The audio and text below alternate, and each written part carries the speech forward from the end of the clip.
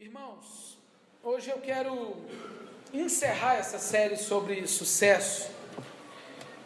O grande contraste com o qual eu quero encerrar essa série de mensagem tem relação a dois reinos e dois súditos desses reinos, ou encerrar com a imagem de dois soberanos. Eu vou pôr entre aspas, porque dois soberanos é brincadeira, né? Ou é soberano ou não divide com ninguém essa glória. Não é possível existir dois soberanos. E as imagens que colorem esse reino de uma determinada maneira. Na última mensagem, sobre sucesso, eu falava que nós estávamos diante de um símbolo que nos apontava o caminho do sucesso e um tipo de forma, através daquela cruz que Jesus carregou, e nós deveríamos carregar a nossa também. Só que o que eu quero propor hoje como grande contraste, o que eu quero te apresentar, tem a ver com Cristo e com César. Essas duas expressões já revelam muita coisa, porque Cristo não tem nada a ver com o nome que o nosso Senhor recebeu. A expressão Cristo é um adjetivo que apontava muito mais para um tipo de qualificação do Messias, o ungido, o esperado pelas profecias aí.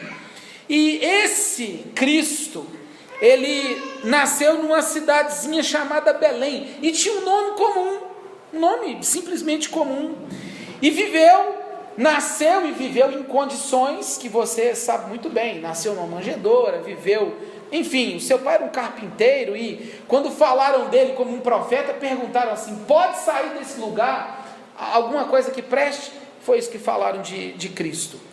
E contrastando a esse Senhor, ao Senhor desse reino, há um César, outro adjetivo que designava o quê? Imperadores romanos, nos tempos em que nada poderia vencer uma legião romana. E esse César tinha nas suas mãos o comando e a ordem de legiões que podiam entrar num lugar, destruir tudo, arrasar com tudo. O poder do Império Romano foi provado pela sua expansão territorial, a abertura de estradas, vitórias esmagadoras sobre os inimigos e a instauração da famosa Pax Romana, uma expressão latina que designa um período de paz, onde os romanos tinham o que comer. Eles tinham, como você já ouviu, o pão e o quê?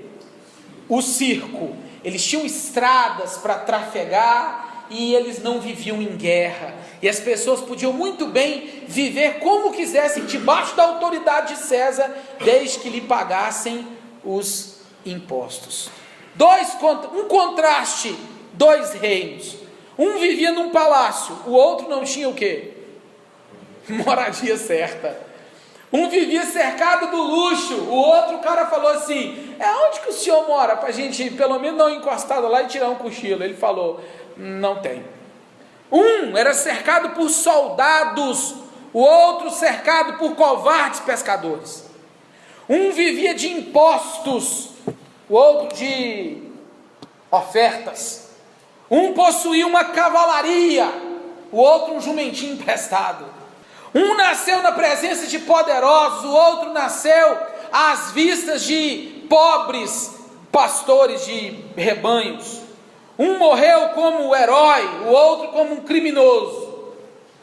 Um César morria ou expirava cercado de médicos que tentavam dar-lhe vida. O outro morreu cercado por soldados, sendo vigiado por eles. Um governava com ordens, o outro com ensinamentos. Um tem todos os tesouros da terra, o outro os tesouros que pessoas comuns não conseguem enxergar. É um belo contraste, não é? Fala para mim que nós não temos aqui um grande conflito. Dois padrões de sucesso, excludentes, completamente discrepantes. Eu quero perguntar, na verdade, em qual desses reinos, se você já não tivesse um spoilerzinho aí, inconsciente na sua cabeça, o spoiler é tipo entregar o filme antes da hora, sabe, né? Se você já não soubesse o final da história, em qual desses reinos você desejaria servir? Qual dessas fileiras Ou em qual dessas fileiras você carregaria sua arma? Eu pergunto de novo: a qual Senhor, sem conhecer o fim da história, você estaria disposto a se dobrar como um súdito, a se render? Seja sincero, qual que é mais fácil? Qual seria a melhor opção? É por isso que Jesus falou assim: tá tudo certo, gente, quer me seguir? É suave, é só falar que eu sou o Senhor. E o que isso significava? Um soldado romano olhar para você e falar assim: fala aí, quem que é o Senhor? Jesus. Hã? É César? Não, é Jesus. Mandar uma pessoa repetir como um papagaio hoje: repete comigo, Jesus é o Senhor. A pessoa: Jesus é o Senhor, aleluia, mais uma alma salva, é uma bobagem. Porque alguém diria naquele tempo: Jesus é Senhor, a custo do quê? Do próprio pescoço. E eu te pergunto de novo, seja honesto: qual exército você faria parte? A qual reino você desejava servir? Há um rei que entra numa fortaleza, numa biga repleto aí de honrarias e de roupas maravilhosas? Ou há um homem que ninguém confiava nele, montado num jumentinho emprestado? Não tem lógica. Mas me deixa pegar emprestado uma alegoria que pode te ajudar mais ainda. Pensa numa arena, num ringue. De um lado, eu estou falando de um grande dragão vermelho com 7 cabeças, 10 chifres, cuspindo fogo. A cada golpe sofrido ele se mostrava mais forte. E um dragão, preste atenção no que eu vou falar, que manipula reinos, política. Os reinos, na verdade, do mundo são suas franquias. Briga Rússia, Ucrânia, Estados Unidos, Coreia do Norte, tudo franquia minha. Eu que comando esses negócios aqui. Ele tem nas mãos os serviços de inteligência, a propaganda, a mídia, territórios, e põe medo como nunca se viu, principalmente pela sua capacidade de matar e colocar ao vivo na televisão ou nos serviços virtuais aí. Pensa nesse dragão, preparado para a guerra no ringue. Pensou? Visualizou? Agora pensa numa ovelha. Só uma ovelha. Uma ovelha que não cospe fogo, uma ovelha que não tem poderes mágicos, uma ovelha que... Pensa numa ovelha. Pensou? Para lutar contra esse dragão. Pergunto novamente, seja sincero: qual dos dois venceria essa guerra? E qual desses dois personagens seria capaz de definir o que é sucesso para mim e para você? Esse é o dilema descrito em formas assim, claras e em alguns momentos até longas na Bíblia. O que seria ser bem sucedido afinal? E pegando uma onda com o que eu preguei semana passada, aonde está fincada a vitória final? A vitória final. Eu contei o caso aqui da final da Champions League de um ano desses atrás, entre Bayern de Munique e Manchester United, onde o Bayern de Munique fez um gol aos 6 minutos do primeiro tempo, e o Manchester agonizou durante 84 minutos. Nos acréscimos, filmaram um torcedor ilustre, chamado Franz Beckenbauer, do Bayern de Munique, descendo as tribunas para comemorar a vitória com os jogadores. Ele cometeu um erro, cantou a vitória antes da hora. O Manchester United fez 2 gols nos acréscimos, e no final das contas, quem fez o gol no início, quem bancou de vencedor, quem ouviu a torcida gritando, e quem se alegrou com uma vitória parcial durante um longo tempo do jogo, terminou chorando, lástimas e lástimas e lástimas, porque não levantou o troféu. É assim. Esse é o dilema do sucesso. Esse é o dilema da vida bem-sucedida. Esse é o dilema do não entendimento do que é viver com Cristo hoje e viver com Ele eternamente. Do que é estar do lado do dragão, porque afinal de contas é ele quem parece vitorioso. Mas no final, o final, nós sabemos o final da história. Deixe o perverso cantar a vitória antes da hora, como o Beckenbauer fez. No fim, nós sabemos muito bem quem é que vai levantar a taça. Os adoradores do Cordeiro, que, segundo eu falei semana passada, morreram para si mesmos, para viver para Ele. E aí o grande vencedor dessa história, que de acordo com Isaías 53, foi como uma ovelha muda para o matadouro, esse grande vencedor, ele nos apresenta no capítulo 5 de Mateus, aquilo que nós conhecemos como bem-aventuranças. Uma nota importante é que Jesus ele está aqui dando uma orientação aos seus súditos. Jesus não está dizendo, e guarda o que eu vou falar. Jesus não está dizendo assim, se você fizer isso, você será um vencedor. Não. Jesus está dizendo assim, se estiver do meu lado na hora da guerra, você viverá dessa maneira. Isso aqui não é uma regra de obediência para a salvação. Isso aqui é um diagnóstico, um claro diagnóstico, uma radiografia dos súditos que se dobraram a Ele e disseram, eu quero ser um homem de sucesso e viver de acordo, Senhor, com os teus negócios. É diferente, não é? E Jesus fala sobre isso, nesse capítulo 5, ensinando, nessa famosa mensagem das bem-aventuranças, que significa feliz, ditoso, bem-sucedido, que há um contraste entre aquilo que o Império Romano considerava sucesso também, entre aquilo que os judeus interpretavam como sucesso, entre aquilo que os gregos interpretavam como sucesso.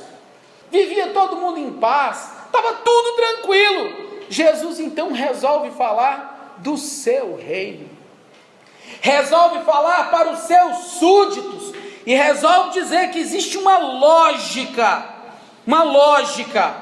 que primeiro você se torna súdito de Cristo, para depois viver como lhe apraz, para depois se submeter aos apontamentos do soberano. Está todo mundo entendendo o que eu quero dizer?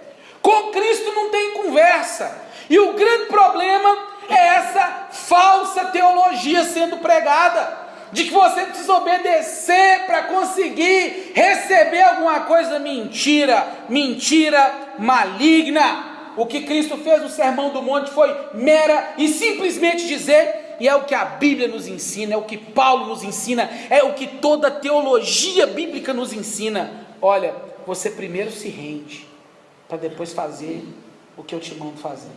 Porque se você não se render, não terá a ajuda de quem eu enviei para te ajudar, para que você cumpra esse papel. Primeiro você se entrega, primeiro você se rende, primeiro você fala, está tudo nas tuas mãos, primeiro você diz, eu me entrego, Senhor, incondicionalmente. Jesus é o Senhor da minha vida, depois a sua vida está nas mãos dele. Eu quero abrir um parênteses. É muito comum encontrar pessoas dizendo assim, o que eu tenho que largar? É muito comum encontrar pessoas dizendo assim, eu não estou preparado. É muito comum pessoas dizendo assim, mas o que acontecerá depois? O quê? Eu não tenho coragem de falar o que acontecerá. Já dei meia dúzia de respostas dizendo assim, com Cristo não tem conversa. Ou você se dobra hoje, ou vai ter que se dobrar de forma forçada no futuro. Das duas, uma. É o reino verdadeiro. Quando eu me ajoelho, quando eu levanto a minha mão cantando o nome da paz é Jesus, quando eu levanto a minha mão gritando aqui, vem me socorrer, sabe o que eu estou fazendo? Eu estou antecipando na minha alma um dia que será glorioso para alguns e fatídico para outros. E não é para quem andou direitinho ou quem andou erradinho, é para quem é súdito e quem não é para quem é servo, escravo e quem não é. Humanamente falando, é impossível se render a um soberano que morreu numa cruz e diz que você tem que carregar uma. Não dá, né? Não parece sucesso. Cara, eu morri, você tem que morrer também. Cristo promete morte em vida, abnegação, sacrifício. E a fórmula dessa bem-aventurança ela é curiosa. porque são exclamações de bênçãos que acompanham aqueles que se entregam. Eu já vi tanta gente humanizando essas bem-aventuranças, que são chamadas também de beatitudes. Já ouviu isso? Já ouviu o processo de beatificação de uma pessoa? Esse processo, o que ele indica? Ele indica que uma pessoa, ela está sendo considerada, declarada bem-sucedida, bem-aventurada, santa, abençoada, tudo de bom. Aí Jesus fala assim: quer saber? Quer saber? Isso acompanha os meus súditos, isso acompanha quem se entrega, isso acompanha os meus discípulos, isso acompanha quem segue os meus passos. E Jesus nos ensina que isso tudo, ou a sua declaração formal de sucesso, tem a ver com conversão. Essas três primeiras bem-aventuranças que nós lemos, Jesus falando dos humildes de espírito, dos que choram e dos mansos, nos aponta o caminho de que sem conversão verdadeira não existe sucesso pleno, real e significativo.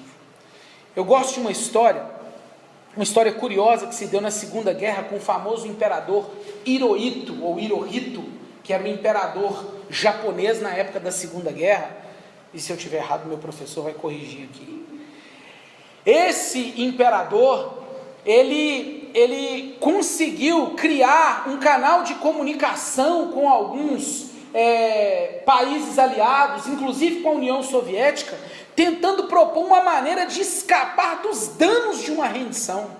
E depois das bombas lá de Hiroshima, Nagasaki, as bombas atômicas que destruiu e devastou tudo e tal, ele se apresentou para uma rendição, mas há registros históricos de que ele fez algumas concessões não, ele queria algumas ressalvas na sua rendição. E aí os países aliados falaram assim: não, rendição em guerra é incondicional. Primeiro você assina, depois nós conversamos a respeito do que pode ser feito. Ninguém estando em guerra, ninguém rendido completamente ou vencido, não se rende de maneira plena. Não há nada que a gente não entregue depois que a gente rendeu tudo. Abaixe suas armas, entregue tudo que você tem. A arma apontada para você, você está o quê? Rendido. Então entregue tudo que você tem. E há um fato curioso, que ele teve que fazer uma renúncia total e formal, inclusive do seu status de divindade para o povo japonês. O imperador no Japão, ele era considerado um deus. Ele teve que assinar e falar assim: eu não sou mais um deus. Ai, irmãos, é o que acontece conosco quando a gente se dispõe a entender o que Cristo quer nos ensinar. Quando ele fala assim: bem-aventurados os humildes de espírito, bem-aventurados os mansos e bem-aventurados os que choram. É Jesus falando, sabe de quê? Que o súdito dele, ele se converteu, ele se rendeu, ele foi transformado, ele foi completamente transformado na sua condição de inimigo de Deus. Cristo não está humanizando simplesmente esse discurso, dizendo que o pobre é que vai herdar o reino de Deus. Isso é a teologia da libertação. Jesus não está falando que você tem que simplesmente chorar essa vida, ser uma pessoa triste e deprimida, porque isso sim é sinal de bem-aventurança, de jeito nenhum.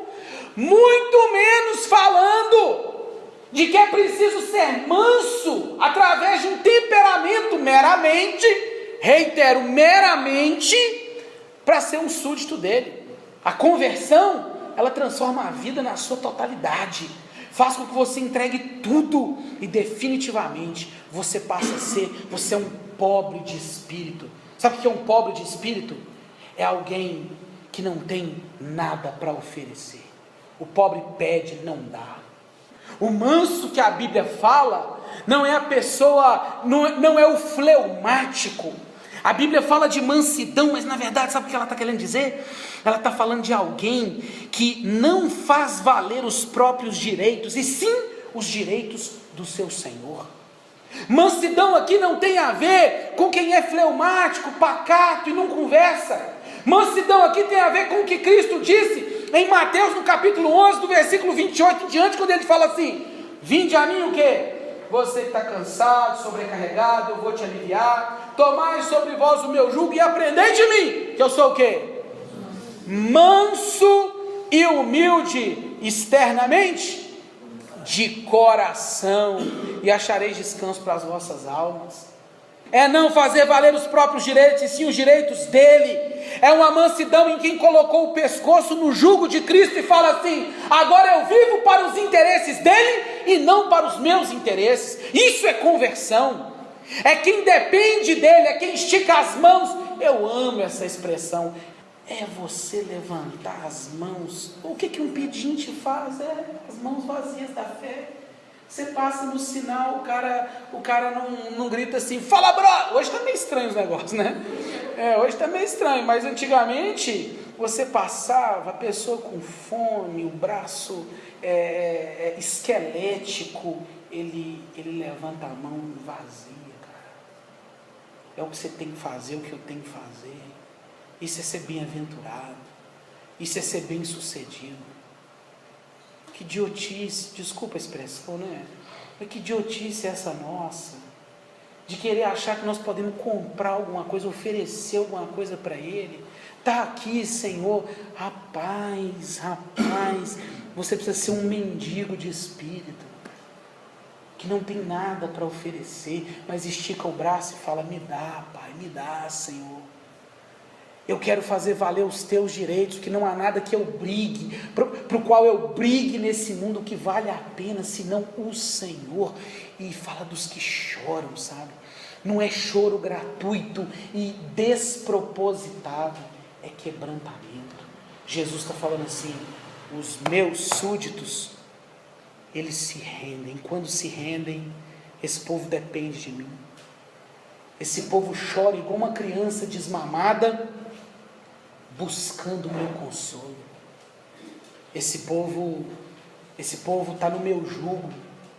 Eles não reagem de forma agressiva, eles fazem valer os meus interesses. Bem-aventurados os que têm fome e sede de justiça, porque serão saciados. Esse sucesso não fica aí, continua em conformidade com o que diz o Novo Testamento, que uma rendição, ela não apenas muda o nosso status pela conversão, mas ela nos veste com os mantos de justiça que só o soberano pode nos dar. Lembra da parábola? Da parábola que convidaram o pessoal para participar da festa, e aí como é que o dono da festa percebeu que tinha um penetra? A roupa que o cara estava usando não era adequada para a ocasião. Ele não está com as vestes de quem deveria estar. Gente, bem-aventurado. E que justiça é essa? Parece meio dos de justiceiro aí, cristão, falando assim: não, agora eu sou de Cristo, nós vamos fazer justiça. Isso é bobo. Jesus não está falando nada disso. Jesus está falando que sucesso, sabe o que é? É esticar as mãos vazias da fé, igual um pobre de espírito, é chorar a própria condição e falar: eu sou manso para lutar pelos seus interesses, Senhor, e o Senhor falar que agora eu vou te justificar. Romanos capítulo 5 diz o quê? Justificados, pois mediante a fé nós temos o quê? Paz com Deus, cara. A gente estava brigado com Ele, moralmente culpados. Aí, mãe, Jesus, Ele nos cobre com a justiça dele, a gente está preparado para isso. E sabe o que acontece? Ele diz assim: você foi vestido com a justiça de Cristo na hora que você se rendeu totalmente. Justiça de Cristo, Gabi nos vestiu, falou assim: agora vai viver uma vida justa. Eu gosto de uma música do Gerson Borges: bebi da fonte da vida e ela me saciou.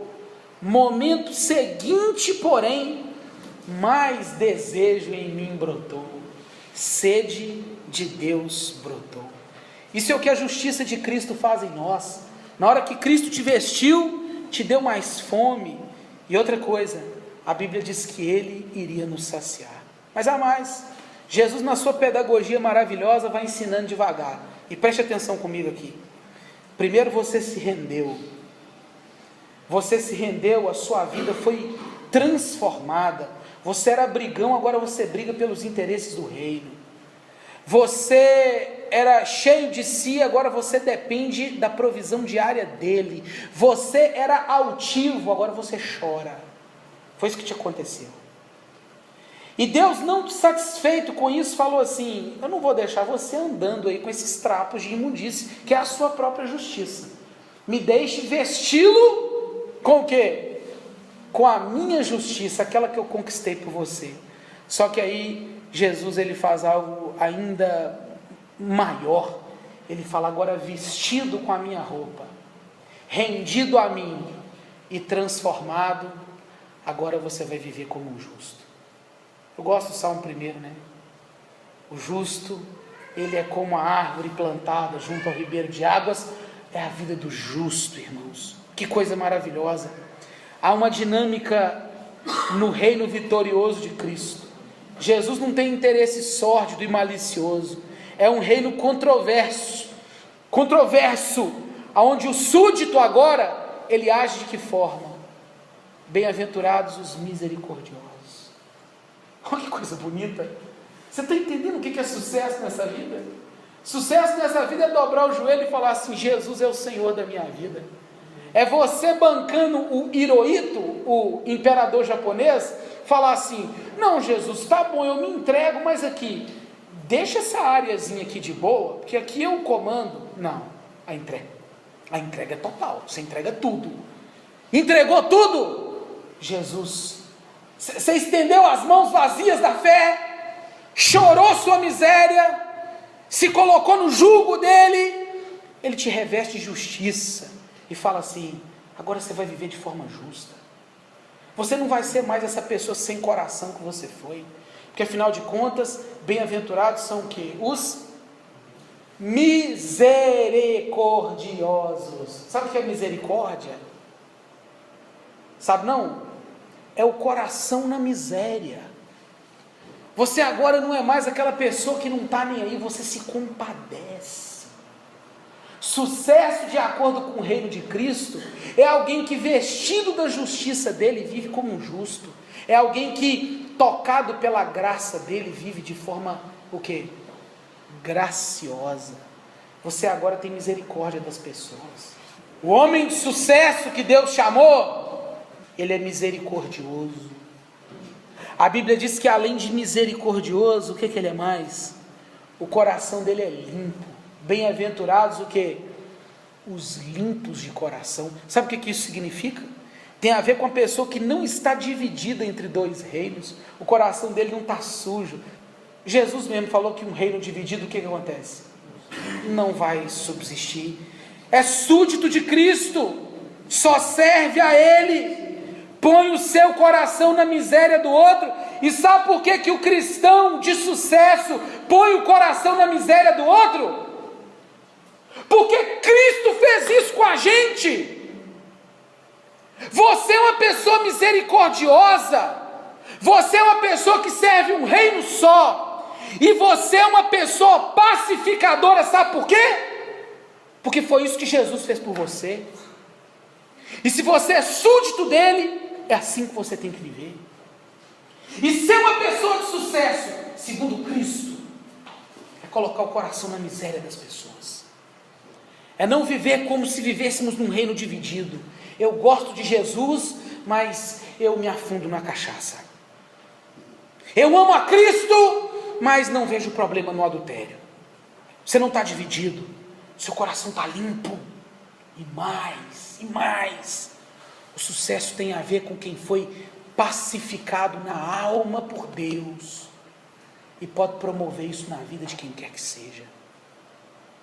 Isso é ser bem-aventurado, gente. Se você põe lenha na fogueira, se sua boca é mais usada para mal dizer do que bem dizer, se o seu coração é rancoroso a ponto de não perdoar alguém que te ofendeu, porque a propósito não há ofensa tão grande nessa vida que a gente já não tenha feito com relação a Cristo, e que Cristo não tenha morrido por ela. Não existe ressentimento e amargura tão profunda que manche o seu coração, que deveria ser limpo, que Cristo não tenha morrido por ela. O cristão que vive o reino vitorioso de Cristo Jesus, o seu súdito é misericordioso, entende o que diz Provérbios, que na hora da briga, a resposta branda, o que ela faz? Desvia o furor. Ele não é arrumador de confusão, ele não é contencioso, ele apazigua os ânimos, ele une os amigos em discussão e não os separa. Somos nós. Essa é a verdadeira paz que importa, aquela que descende do mestre, e aquela que faz parte da vida de quem um dia dobrou os joelhos e disse: eu sou de Cristo. O homem de sucesso tem um modo de vida, uma dinâmica de súdito, um traço indelével. Esse é o homem de sucesso, segundo o filho do carpinteiro no Monte das Oliveiras. É bonito, mas ninguém falou que seria fácil. A última bem-aventurança, e eu encerro a minha fala, é uma pancada na gente, né? O que diz lá? Bem-aventurado, até agora estava bonitinho, né? Mas fala assim: bem-aventurados sois quando vos perseguirem, vos injuriarem. Esse povo vai pegar no pé de vocês, esse povo vai criticar vocês. Você é meu súdito, você vive para o meu reino. O pessoal do dragão vai te atrapalhar demais. Mas olha, custa caro, como custa para todo mundo. Jesus disse que nós deveríamos nos alegrar e nos regozijar, porque nós temos um presente na eternidade.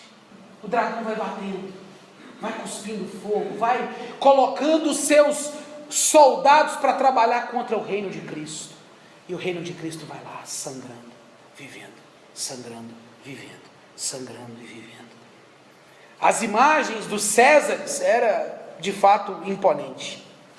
A do filho de um carpinteiro num jumentinho, nem tanto. Eu tenho certeza que nós apostaríamos num dragão que domina política, economia, cultura, e não numa ovelha que fez uma promessa simplesmente que venceria no final. Mas eu quero te falar uma coisa para encerrar essa nossa série sobre sucesso, com paz no meu coração. Um dia, eu tenho paz no meu coração, de que eu falei tudo que eu precisava falar nesse aspecto. Tudo. Que o verdadeiro vencedor, ele diz que o seu súdito é como pobre, quebrantado e manso, não um abastado, arrogante e agressivo. O súdito de Cristo, o verdadeiro vencedor, ele diz que não há justiça que me satisfaça, se não for a justiça dele. O verdadeiro vencedor me diz, o verdadeiro sucesso, me ensina que eu preciso viver de forma misericordiosa, gentil e pacífica, não como um egoísta, grosseiro e competitivo. É o que diz o mercado, é o que diz a academia, é o que diz a cultura, é o que diz a tendência, é o que diz o mundo pós-moderno. Jesus disse que iria doer, porém falou para a gente se alegrar e se regozijar, porque mesmo que a gente sangre agora, nós vamos triunfar no final. Acredite que um dia todo esse ideal de sucesso, ele vai desmoronar. Os homens engravatados que estão fazendo chorar as crianças sem merenda escolar nas favelas, os homens que dominam o mercado financeiro e o manipulam com o interesse sórdido de ganhar e diminuir as pessoas, de quem não está preocupado com a fome e a água lamacenta que o povo bebe no continente africano. Um dia essas pessoas que manipulam o mercado financeiro e fazem sofrer e enfermar idosas e idosos, crianças que estão morrendo em macas de hospital, fruto da negligência desses homens de sucesso que não podem atender um celular para resolver um problema, tudo isso vai desmoronar. O sistema bancário, junto com toda a cultura envolvida, toda a manipulação da mídia, propagandas que remam, lutam e estão preparando um coral para cantar a morte do povo de Deus, isso vai desmoronar. e você vai desmoronar junto, atropelado pelos escombros da história quando tudo cair, se não estiver jogando no time que vai vencer.